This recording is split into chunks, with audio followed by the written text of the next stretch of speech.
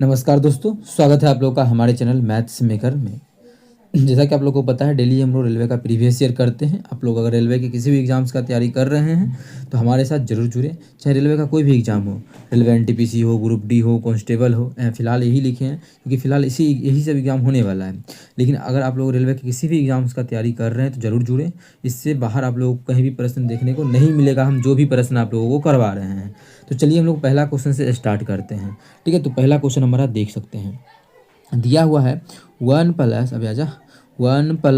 10 theta is equal to हमारा √3 दिया हुआ है। कितना है? √3।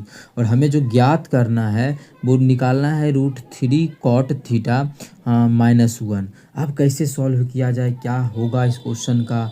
अरे कालिया तेरा क्या होगा। बहुत सारा तरीका है इस क्वेश्चन को सॉल्व करने का, कैसे किया जाए। कुछ इस क्वेश्चन मजाक से भी सॉल्व कर सकते हैं। मजाक कहने का सेंस ये है कि देखिए √3 का मान कितना है? 1 + 10 थीटा। आप यहाँ पे पुट कर दीजिए, उस तरीके से भी हो सकता है, आंसर आ जाएगा, बिल्कुल आ सकता है। तो बहुत सारा तरीका है, हम लोग देखेंगे क्वेश्चन को कैसे कैसे हम लोग नचा सकते हैं, और आसान तरीका ही होगा वो सभी। देखिए यहाँ से अगर 10 थीटा निकाला जाए तो 10 थीटा का मान कितना होगा, ये सभी आप लोग फटाफट करना पड़ेगा। √3 - 1। अब देखिए मेन हमें कॉट थीटा का ज़रूरत है, तो यहाँ से एक 10 थीटा तो ये आ गया, और 10 थीटा का उल्टा क्या होता है? 10 1 हमें कॉट थीटा मान यहाँ जाइए ना, तो कॉट थीटा क्या होता है? तो आप लोग बोलिएगा जी कॉट थीटा बराबर होता है 1/10 थीटा। क्या होता है? 1/10 थीटा। इसका मतलब है कि 1/10 थीटा का तो मान है √3 - 1, तो √3 - 1। अब आप लोग को यहाँ पे परिमेयकरण करने सिखा चुके हैं ना, तो परिमेयकरण अगर जो जिसको प्रैक्टिस से बहुत जल्दी आता है बहुत ही अच्छी बात है, और जिसको नहीं आता है वो सीखिए। ठीक है, अगर नए विद्यार्थी तो ज़रूर सीखिए। परिमेयकरण का मतलब गुना भी करेंगे √3 + 1 से, मतलब यहाँ माइनस था तो प्लस से, गुना भी और भाग भी। जब इसको करिएगा ना सॉल्व, तो ऊपर में तो आ जाएगा √3 + 1। कितना आ जाएगा? √3 + 1। नीचे में आ जाएगा a² - b²। तो √3 का स्क्वायर 3 -1 का स्क्वायर 1, तो 2 आ जाएगा। नीचे में कितना आ जाएगा? 2। ये सभी चीज़ फटाफट करने का है, ये सभी चीज़ ना लिखने का नहीं है, परिमेयकरण किए हैं। तो इसी चीज़ को हम ये बोलते हैं। अगर ठीक है, अब देखिए यहाँ पे इस मान को पुट कीजिए और आंसर आ जाएगा। ठीक है, इस मान को पुट कीजिए और आंसर आ जाएगा। दरअसल अगर यहाँ पे ये पूरा देखें इस क्वेश्चन के अकॉर्डिंग, ये पूरा का पूरा मेरा यही है, 10 थीटा ही है, इसीलिए आंसर डी हो जाएगा। कैसे 10 थीटा है नहीं आप लोग को अभी दिख नहीं रहा होगा, इस चीज़ को दिखाने के लिए हम यहाँ से बहुत सारे तरीका से सॉल्व कर सकते हैं। पहला जो शुरू में बोले थे मजाक वाला, वो कर सकते हैं, या दूसरा यहाँ पे देखिए √3 का √3 गुना कॉट थीटा का तो मान निकाल चुके हैं। कितना आ चुका है? √3 + 1/2। यहाँ पे -1 है तो -1 कर देंगे। अब यहाँ से भिन्न का जोड़ कर लेते हैं हम, तो लघुत्तम लेंगे तो 2 आ जाएगा। तो यहाँ पे हमारा 3 और प्लस कितना हो जाएगा? √3 गुना 1 जब करेंगे तो √3 ही रहेगा ना। और यहाँ पे क्या हो जाएगा? -2 का -2। जब इसको हम सॉल्व कर लेंगे तो √3 हो जाएगा, और 3 में 2 घटा देंगे तो +1/2। देख सकते हैं आप लोग, डायरेक्ट हमारा ये आंसर आ चुका है, ऑप्शन डी। लेकिन यही चीज़ हम बोले कि यहाँ पे अगर किसी कोई विद्यार्थी को ये चीज़ करने का मन नहीं किया, कोई विद्यार्थी को ये चीज़ करने का मन नहीं किया तो क्या कर सकता है? तो √3 का मान तो देखिए दिया हुआ है, क्या है? 1 + 10 थीटा। तो √3 की जगह लिख दीजिए 1 + 10 थीटा। ये सभी चीज़ मने मन फटाफट करना पड़ेगा एग्जाम में, तभी आप लोग जो है एक अच्छे विद्यार्थी बन सकते हैं। इसका 1 से गुना करेंगे तो क्या होगा? कॉट थीटा का कॉट थीटा रहेगा। अब ध्यान समझिएगा, कॉट थीटा को 10 थीटा से गुना करेंगे तो उसका मान 1 होता है, फॉर्मूला होता है -1। 1 से 1 गया तो क्या आ गया? Cot theta. इसका तो मान इतना दिया हुआ ही है, तो उस कंडीशन में भी आंसर डी ही आएगा। तो बहुत सारा तरीका है त्रिकोणमितीय सभी क्वेश्चन को सॉल्व करने का। आप लोग को हम करवा ही रहे हैं पिछले 1 सालों से, प्रीवियस ईयर रेलवे का आप लोग देखे होंगे कि टेक्नीशियन में कितना पेपर अपने क्लास से आता, सभी क्वेश्चन अपने क्लास से था। एएलपी में था, आरआरबी जेई में था, आरपीएफ एसआई में था। अब हमारा बच्चा है टारगेट, हमारा जो एग्ज़ाम है वो है रेलवे एनटीपीसी, ग्रुप डी और आरपीएफ कांस्टेबल। अगर आप लोग ये सभी एग्जाम्स का तैयारी कर रहे हैं तो हमारे साथ जरूर जुड़ें। ठीक है, तो चलिए हम लोग कर लेते हैं। अगला क्वेश्चन हमारा है क्वेश्चन नंबर 2। क्या है क्वेश्चन नंबर 2? गौर कीजिएगा। ए और बी एक कार्य को 40 दिनों में कर सकता है। ए और बी जो अगर काम करे, ए और बी, तो एक कार्य को 40 दिनों में कर सकता है। ठीक है, आगे बोला है बी और सी उस काम को 56 दिनों में कर सकता है। बी और सी को अगर बैठाया जाए उस काम को करने के लिए 56 दिन में कर सकता है। ए और सी एक साथ उस काम को 70 दिनों में ए और सी अगर काम करे तो उस काम को जो है 70 दिनों में कर सकता है। तो को सी को उस कार्य को अकेले पूरा करने में कितना समय लगेगा? सी का निकालना है। बहुत क्वेश्चन ऐसा करवा चुके हैं। ठीक है, डायरेक्ट क्या करना है, इस तीनों का एलसीएम ले लेना है। इस तीनों का एलसीएम कितना आ जाएगा? तो डायरेक्ट इसका एलसीएम आप बोल सकते हैं। देखिए कैसे समझने के लिए, 56 यहाँ भी है और 7 चौक 28 यहाँ भी है, तो 28 दूना 56, मतलब इसका आंसर एलसीएम 56 तो आएगा ही आएगा, लेकिन दोनों में जीरो भी था तो एगो जीरो लिख देते हैं इस प्रकार से। इसका आंसर इतना हो जाएगा। क्या इसका आंसर और कुछ हो सकता है? क्योंकि 5 यहाँ 56 ही है ना, तो इसका आधा हम ले सकते हैं डायरेक्टली, इसमें जब भाग देंगे तो लग ही जाएगा। तो 56 का आधा कितना होता है? 28, तो 28 गुना 10 280, तो 28 गुना 10 ही लिखते हैं तो अच्छे से हो जाएगा एलसीएम। मतलब ए और बी जो है किसी काम को 40 दिनों में करता है, समझिएगा, ए और बी 40 दिनों में करता है। और हाँ एक चीज़ और, यहाँ पर जो हम एलसीएम लिए थे ये नहीं लेके कोई विद्यार्थी का मन करें 56 गुना 100 लेंगे, 10 ही लेंगे तो ले सकते हैं। मतलब इसका मल्टीपल हम कुछ भी ले सकते हैं एलसीएम, लेकिन छोटा मान इसलिए लेते हैं कि क्वेश्चन आसान होता है, ठीक है, सॉल्व करने में। अब देखिए कोई ए और बी का बात किया जाए तो 40 दिन में पूरा काम करता है। पूरा काम का मतलब कितना काम? इतना ही काम तो पूरा है, ये जो हम माने हैं 40 काम, तो यहाँ से भाग करेंगे तो एक दिन का काम निकलेगा। तो 40 जीरो से जीरो, 7 चौक 28, एक दिन में 7 काम करेगा, कितना? 7 यूनिट काम करेगा।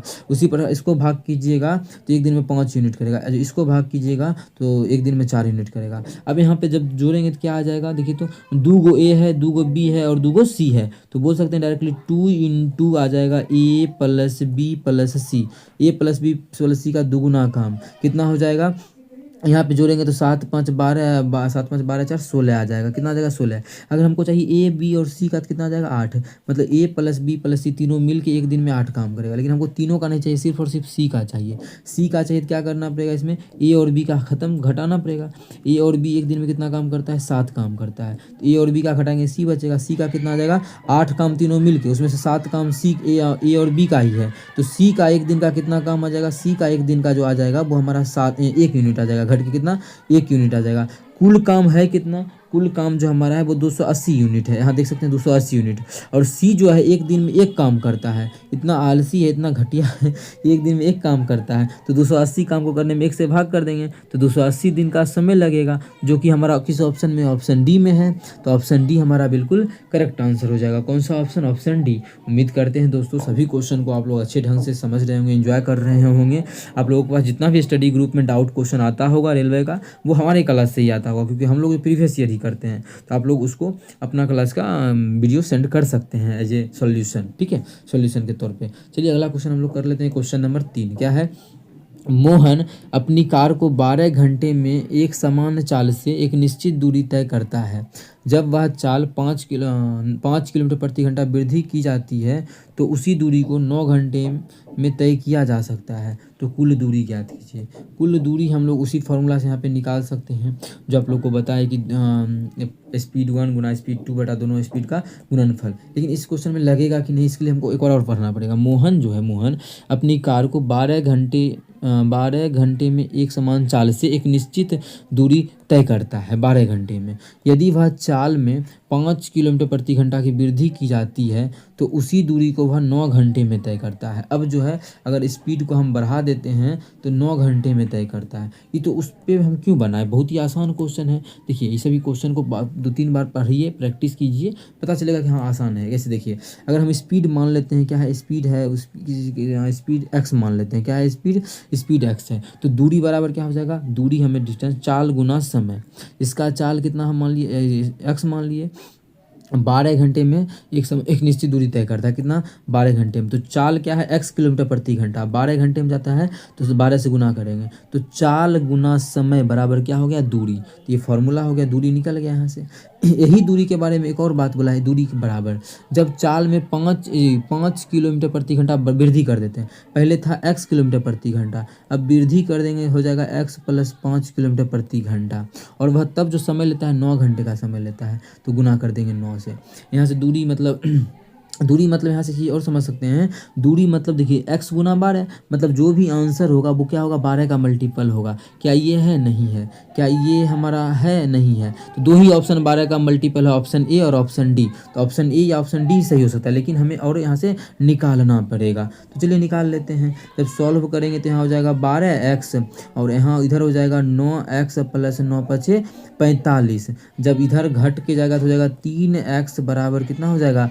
45। 45, जब इसको काट देंगे 15 तिया 45, x बराबर जो हो जाएगा वो 15 आ जाएगा। कितना आ गया, x का जो मान है वो 15 के बराबर। लेकिन हमें तो दूरी निकालना था, तो दूरी क्या हो जाएगा 15 गुना बारी, तो दूरी बराबर 4 गुना समय। चाल कितना है 15, 4 गुना कितना है 15 गुना समय कितना है 12, गुना करेंगे तो 15 12 180 होता है। तो 180 घंटे का सॉरी किलोमीटर का दूरी हमारा जो हो जाएगा 180 किलोमीटर। ऑप्शन डी, पहला भी ऑप्शन गलत हो जाएगा, जो कि ऑप्शन डी है। तो ऑप्शन डी हमारा बिल्कुल करेक्ट आंसर हो जाएगा। उम्मीद करते हैं दोस्तों समझ में आ गया होगा। कहीं भी किसी प्रकार का कोई भी दिक्कत हो किसी भी क्वेश्चन में कमेंट करके पूछ सकते हैं। ये आपका अपना चैनल है मैथ्स मेकर। अगर अच्छा लगता है, क्वेश्चन समझ में आता है तो जरूर अपने सभी दोस्तों के साथ शेयर करें। इसमें यहाँ पर भी क्वेश्चन को आंसर टिक कर सकते थे बिना सॉल्व किए भी, कि 12 का मल्टीपल तो देख ही लिए थे। अब इसी क्वेश्चन हम देखते गुना करते तो आता 9x प्लस 9 पछे 45, ये भी तो दूरी है। इसका मतलब है जब दूरी में 45 घटा देंगे फिर 9 से भी भाग लग जाएगा। 45 जब घटा देंगे तो आप लोग देखते हैं किस में भाग लगता है, दोनों में लगता है, फिर हमें बनाना ही पड़ता। अगर दोनों ऐसा सेटिस्फाई करता तब क्या है क्वेश्चन अगला देखिए। पहली 10 प्राकृत संख्याओं का माध्य, तो डायरेक्ट 10 जितना भी बोलेगा। इसका ट्रिक याद रखिए कि जितना भी संख्या का माध्य बोलेगा अगर पहली बोल रहा है तो उतना ही आंसर होगा। जैसे हम डायरेक्ट लिख देते हैं इसका डायरेक्ट कि प्रथम 10 नहीं, प्रथम n विषम संख्याओं का माध्य, प्रथम n विषम संख्याओं का माध्य या औसत का माध्य का जो माध्य होगा या औसत होगा वो n ही होगा। कितना होगा, वो औसत बोले कि माध्य बोले n ही होगा। बहुत क्वेश्चन ऐसा पूछा जा रहा है, इसलिए हम लेके आए हैं ये क्वेश्चन जो अपने रेलवे में पूछा गया प्रश्न है। तो प्रथम n विषम संख्याओं का माध्य n होगा। जैसे इस क्वेश्चन बोला है प्रथम 10 विषम संख्याओं का माध्य कितना हो जाएगा 10 हो जाएगा, तो 10 आंसर हो गया। बोलता प्रथम 12 विषम संख्याओं का माध्य तो 12 हो जाएगा। प्रथम 15 विषम संख्याओं का माध्य तो 15 हो जाएगा। योगफल पूछ लेगा तब क्या होगा योगफल में उसका स्क्वायर हो जाता है। जैसे हम पूछेंगे 1 3 प्लस 5, मानिए इसका योगफल कितना होगा, बिना जोड़े क्या वो संख्या है 1 2 3 को संख्या है ना, तो डायरेक्ट आप कीजिए क्या कीजिए 3 का स्क्वायर 3 तिया 9। अगर इसका माध्य पूछेंगे तो क्या को संख्या है 3 को, तो इसका माध्य हो जाएगा हमारा 3। ऐसे भी आप देख रहे होंगे बीच में 3 है तो माध्य 3 होगा। तो आप लोग अगर बोलेगा जितना भी प्रथम उतना ही माध्य होगा। प्रथम 5 विषम संख्याओं का माध्य 5, उसका प्रथम 5 विषम संख्याओं का योगफल 5 का स्क्वायर 25 हो जाएगा। स्क्वायर हो जाता है योगफल। जैसे 10 का माध्य हो गया 10, योगफल पूछता तो क्या हो जाता है 100 हो जाता। ये सभी चीज़ आप लोग नोट डाउन करते जाया करें कॉपी में, ठीक है। अगला क्वेश्चन हमारा क्वेश्चन नंबर 5 है। एक धनराशि का विभाजन इथेन और जेन के बीच 4:7 के अनुपात में किया गया। यदि जेन इथेन को 1 रुपया देती है तो बदल कर 7:12 हो जाता है, तो प्रश्न में धनराशि कितना है। अब क्या ये क्वेश्चन नहीं करवाएं तो बिल्कुल आप लोग कर सकते हैं, ऑप्शन के थ्रू भी कर सकते हैं। होमवर्क में दे दे क्या या सॉल्व ही करवा दें। चलिए इस क्वेश्चन को हम सॉल्व भी करवा देते हैं। देखिए क्वेश्चन में क्या है, इथेन है तो ई लिख देते हैं और जेन है जे। इसके पास जो पैसा है वो अनुपात कितने का अनुपात है 4:7 का है। क्वेश्चन में बोला है आगे कि जेन इथेन को 1 रुपया देती है, मतलब ये जो जेन है ये 1 रुपया अपना इन्हें की 6 कर देंगे 1 रुपया देगी नहीं, ये अनुपात है। 1 रुपया जब इसमें माइनस करेंगे इसका मतलब ये लेगा तो इसमें प्लस हो जाएगा। इसमें जब 1 रुपया प्लस करते हैं तब जिसका अनुपात है वो बदल के हो जाता है 7:12 हो जाता है।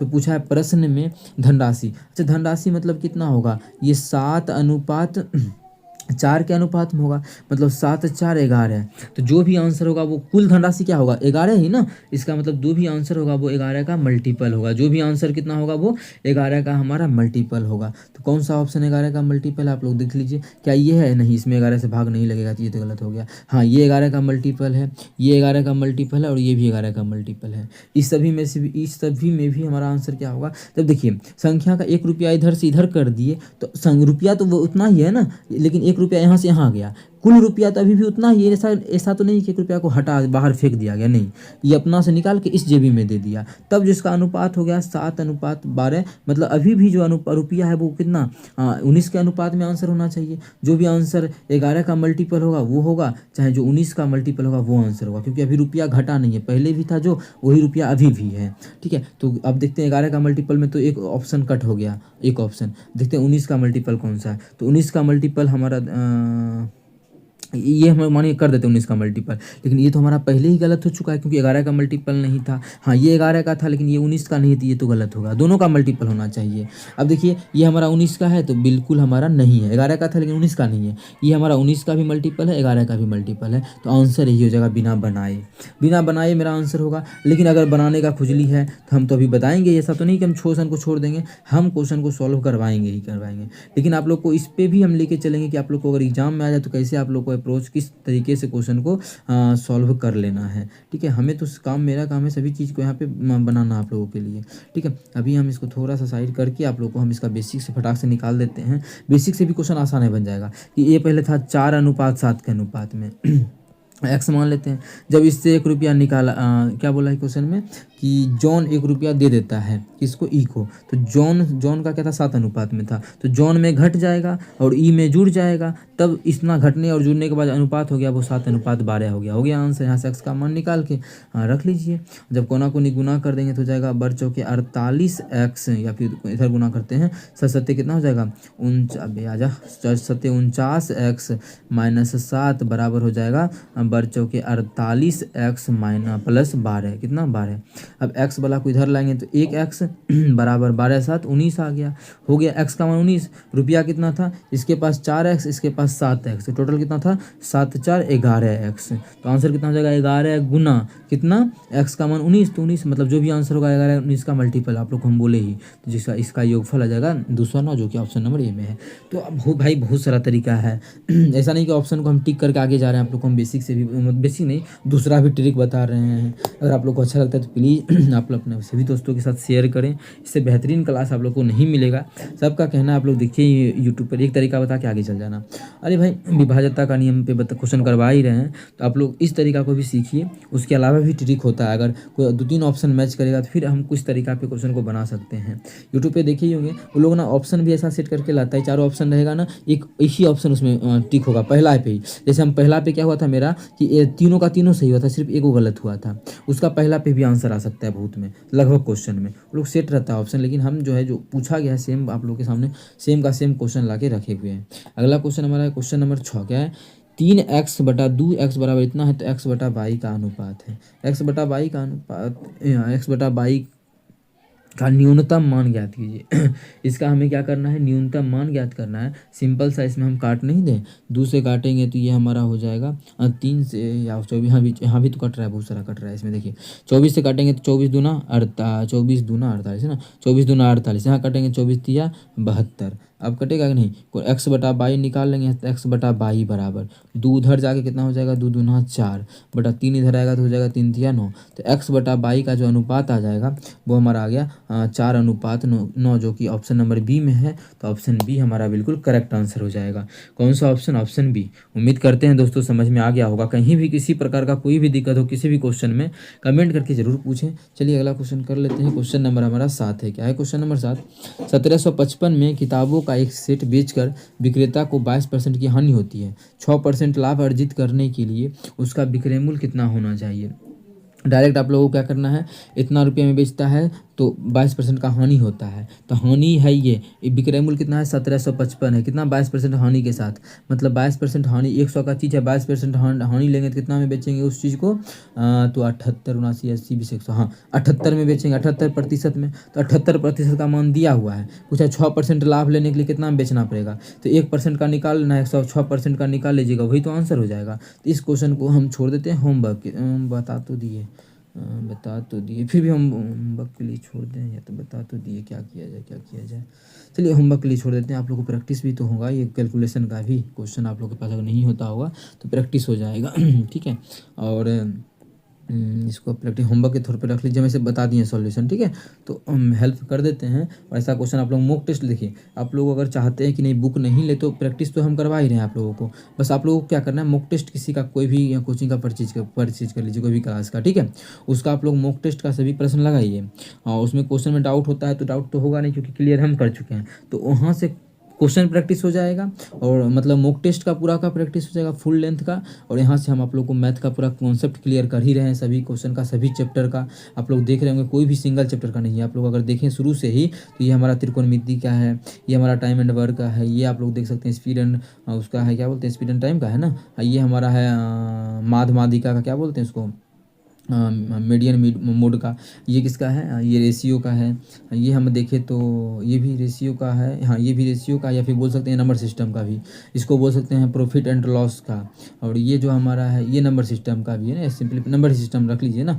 और ये हमारा किस चीज़ का, त्रिभुज का है। और ये क्वेश्चन हमारा क्या है, चक्रवृद्धि ब्याज का। तो कोई भी सेम को चैप्टर नहीं है, सभी चैप्टर पूरा अलग अलग है। तो जरूर हमारे साथ जुड़े, इससे बेहतरीन आप लोग को क्लास कहीं नहीं मिलेगा। एक रिपीट भी मतलब नहीं करवा रहे हैं, हाँ जो 10 दिन पहले क्वेश्चन कराए वो क्वेश्चन रिपीट करवा सकते हैं, जैसे कि आप लोग को ध्यान में रहे, प्रैक्टिस होते रहे कि हाँ इस चीज़ के ध्यान में रहेगा कि हाँ ये क्वेश्चन हम 10 दिन पहले किए तो भूल कैसे गए। ये क्वेश्चन आएगा ना तो एग्जाम में फिर आप लोग को देखने को वही सब प्रश्न मिलेगा जो हम क्वेश्चन में करवा रहे हैं। क्या है, 4 अंकों की बड़ी से बड़ी संख्या में कौन सी छोटी से छोटी संख्या धनात्मक संख्या जोड़ी जाए जिससे उनका योग 307 से विभाज्य हो जाए। 307 से क्या हो जाए, विभाज्य हो जाए। कैसे बनेगा ये क्वेश्चन, तो बोला है 4 अंकों की सबसे बड़ी से बड़ी संख्या। तो 4 अंकों की बड़ी से बड़ी संख्या ये है, इसको इतना बड़ा नहीं लिखे, छोटा लिखते हैं। 4 अंकों जो हमारा है सबसे बड़ी से बड़ी संख्या ये है। इसमें बोल रहा है छोटी से छोटी कितना जोड़ा जाए कि इसमें 307 से पूरी भाग लग जाए। तो हम क्या करते हैं, इसको आसान इसी तरीका से भी बना पाएंगे, बनेगा हम लोग का क्वेश्चन। तो कैसे, देखिए सॉल्व कर लीजिए। यहाँ से हम लगाते हैं तो एक बार में 3 बार में 3 तिया 999 है, 3 बार में हमारा लग जाएगा। 307 गुना 3 करेंगे तो 3 तिया 921 है। तो यहाँ पे कितना हो जाएगा, 3 बार में लगा दिए, उससे कोई मतलब नहीं इधर का कितना आ रहा है, हाँ लेकिन आ गया 921 आ गया। जब 921 में माइनस करेंगे 999 तो 21 में से गया 78 आ जाएगा, कितना 78। फिर इधर हमारा कितना है 9 है, तो हमारा 2 बार में यहाँ पे लगेगा ना। तो कितना हो जाएगा, 2 बार में जब करेंगे तो 614 हो जाएगा। कितना हो जाएगा, 614 अगर माइनस कर दें यहाँ पे 614 तो सिंपल सा घटेगा, इधर 5 हो जाएगा, यहाँ पे 7 और यहाँ पे 175 आ गया। अब देखिए बोल रहा है कि कितना जोड़ दे, जब भी जोड़ने वाला बोलेगा तब क्या करेंगे, घटाने वाला बोलेगा तब क्या करेंगे। यहाँ से 2 कंडीशन बाहर निकलता है, जोड़ने का अलग, घटाने का अलग। जब भी जोड़ने वाला, अब से देखिए घटाने का क्या नियम है, क्या अगर घटाने वाला बोलता है इसमें जोड़ी नहीं जाए, घटाई जाए पूछता तो ध्यान रखिएगा। घटाने का बात बोलता तो क्या होता, यहाँ अगर शेषफल इतना आ गया, अगर शेषफल नहीं आता, अगर शेषफल 0 आ जाता तो हो गया पूरी भाग। इसका मतलब है कि शेषफल 0 रखने के लिए क्या करना पड़ेगा हमें, 9 9 9 9 4 को भी आ जाए, इतना बड़ा नहीं लिखते हैं, क्या है 4 को 9 हमारा है, 1 2 3 4। इसमें क्या करते हैं हम, इसको घटा देते 175 को, तो हमारा क्या हो जाता, पूरी भाग लग जाता, तब शेषफल नहीं बचता। लेकिन जोड़ने वाला नियम बोला, अबे यार जोड़ने वाला नियम बोला है, तो उस कंडीशन में, जोड़ने वाला नियम के कंडीशन में क्या करते हैं कि देखिए जोड़ने वाला नियम में क्या है, एकरा में कितना और देंगे कि कट जाएगा पूरी। तो आप लोग बोलिएगा 307 अगर हमारे यहाँ रहता तो एक बार में और लग जाता, ऐसा कुछ समझिए ना, एक बार में और लग जाता मतलब पूरी कट जाता। 307 तो है नहीं, 175 है, तो 307 होना चाहिए, 175 है, तो कितना कम है उतना अगर जोड़ेंगे तो पूरी हो जाएगा। कितना है, 307 होना चाहिए था, ये है हमारा 175। जोड़ने और घटाने का नियम समझ रहे हैं ना, घटाएंगे तो 2 यहाँ पे हो जाएगा हमारा 13, कितना 132। इसका मतलब है कि अगर इसमें 132 अगर जोड़ दें, 132 अगर जोड़ दें 132 तो हमारा पूरी भाग 4 अंकों की सबसे बड़ी संख्या में कौन सी संख्या जोड़ दिया जाए, हाँ तो 132 अगर जोड़ देंगे तो पूरी भाग लग जाएगा। लेकिन कौन से ऑप्शन में है, ऑप्शन बी में है, तो ऑप्शन बी हमारा बिल्कुल करेक्ट होगा। आप लोगों को हम सभी चीज़ अच्छे ढंग से समझा रहे हैं। इसका अगर कोई ट्रिक भी जानना चाहते तो वो भी हम बता सकते हैं, लेकिन आप लोग इस चीज़ पे ध्यान दीजिए कि हाँ कैसे हम किस चीज़ क्वेश्चन को सॉल्व करा रहे हैं, कहाँ पे ट्रिक बता रहे हैं। यहाँ पे देखिए ट्रिक बताने का कोई ज़रूरी था, यहाँ पे थोड़ा सा कैलकुलेशन किया हमारा आंसर आ चुका है, बस यहाँ पे समझाए तभी ना। यहाँ तो 2 लाइन का भाग था, फिर यहाँ पे घटाने वाला नियम तो आप लोग को एग्जाम में सब चीज़ समझा हुआ रहेगा, तो घटाने वाला नियम नहीं करके डायरेक्ट इसको घटाएंगे, आंसर आ जाएगा। इकाई अंक पे भी यहाँ पे आ सकता था, इतना आया तो 7 यहाँ है, यहाँ पे 7 है, 7 में से 5 गया तो 2 किसमें है, इसमें है नहीं है, इसमें है नहीं, इसमें है लास्ट में 2, तो आंसर हो गया। तो देखिए फास्ट वहाँ पे करना होता है ना, तो यहाँ पे हम आप लोग को तैयार कर रहे हैं उस चीज़ के लिए। चलिए अगला क्वेश्चन पे चलते हैं। क्वेश्चन नंबर 9 है, दो समरूप त्रिभुजों के संगत ऊंचाई का अनुपात 8 सेंटीमीटर और 11 सेंटीमीटर, क्षेत्रफल का अनुपात कल ही बताए। ऊंचाई का या भुजा का अनुपात, ऊंचाई हो या फिर साइड हो, क्या हो, साइड हो, इसका रेशियो हमारा जो भी दिया रहेगा, जैसे इसमें दिया हुआ है कि 8:11। तो जस्ट बताए कि एरिया क्या हो जाएगा, एरिया हो जाएगा इसका स्क्वायर 64 अनुपात इसका स्क्वायर 1:1 121। कितना हो जाएगा, 121 स्क्वायर कर देते हैं डायरेक्ट, जो कि आंसर ऑप्शन नंबर ए में है। तो ऑप्शन ए हमारा बिल्कुल करेक्ट हो जाएगा। डी क्यों नहीं होगा, क्योंकि पहले पूछा है, दिया है भुजा 8, तो 8 का स्क्वायर 64 वाला पहले लेंगे। तो अगर समझ में आता है तो ज़रूर अपने मित्रों के साथ शेयर करें। हाँ, लास्ट क्वेश्चन होमवर्क ले देते क्या, करवा दें, देखिए करवा ही देते हैं। 5% है ना, तो 5% जो है, तो 5% का फ्रैक्शन वैल्यू कितना होता है, तो आप लोग बोलिएगा 1/20 होता है। मतलब अगर प्रिंसिपल यहाँ पे लिखते हैं अमाउंट, मतलब मिश्र धन, अगर किसी के पास 20 रुपया है तो उस पर 5% ब्याज, मतलब एक का ब्याज 21 में देगा, 21 रुपया ब्याज सहित देगा, अगर 21 रुपया देगा, क्योंकि 20 रुपया तो वो मूलधन दे रहा है, 1 रुपया ब्याज दे रहा है, तो 21 रुपया जमा करेगा आदमी को। मतलब हमसे कोई कर्जा लिया है 20 रुपया, तो 5% के बाद 1 साल के बाद हमको 21 रुपया देगा वो, ये मिश्रधन है ये। दूसरा साल, इस साल भी 20 का 21 देगा, दोनों साल मिला के कितना देगा, 2 दूना 400 का रुपया 441 देगा। ओरिजिनली में दे कितना रहा है, 441 से प्राप्त होता है, तो 441 से प्राप्त होता है, तो मतलब 441 के बराबर है, कितना गुना है, 1 गुना है। तो हमसे क्वेश्चन मूलधन, तो मूलधन भी हमारा क्या होगा, 1 गुना होगा, 1 गुना मतलब 400 का 400 ही हमें देना पड़ेगा, जो कि हमारा ऑप्शन नंबर ए में है। तो ऑप्शन ए हमारा बिल्कुल करेक्ट होगा। उम्मीद करते हैं दोस्तों समझ में आया होगा। अगर अच्छा लगता है तो ज़रूर शेयर करें अपने सभी मित्रों के साथ। ऐसा नहीं है कि आप लोग को पढ़ना है किसी और के साथ शेयर नहीं करना है, होता है ना कि हम पढ़ रहे हैं दूसरे के साथ शेयर नहीं करेंगे, तो ऐसा नहीं रखना है। शेयर करना है, जिससे कि हमारा भी फ़ायदा होगा, जिससे कि हम और भी अच्छा कंटेंट ला पाए आप लोग के लिए और भी एग्ज़ाम का। Thank you.